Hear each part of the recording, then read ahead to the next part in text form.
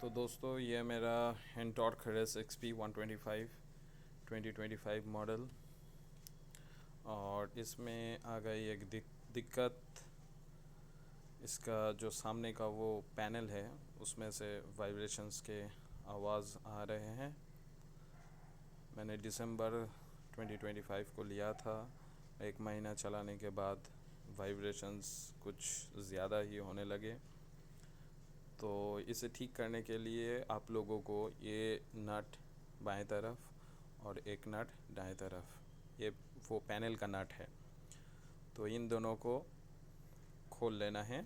तो खोलने के बाद ये सामने का पैनल ऐसे करके नंबर प्लेट के साथ ही बाहर आ जाएगा। तो मैंने इसके अंदर ही कल ही इसका सर्विस हुआ है, तो मैंने इसके अंदर ही कुछ साफ़ सफाई कर लिया था।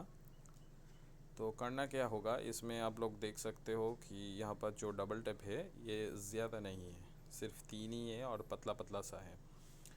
तो मैं एक जुगाड़ कर रहा हूँ यहाँ पे।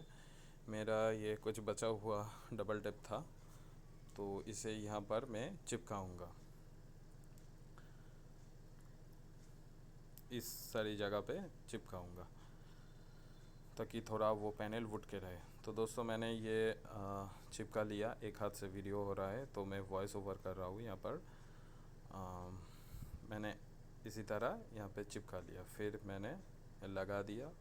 और क्योंकि ये वीडियो वॉइस ओवर है तो मैंने फुल रेस देख लिया, कोई साउंड नहीं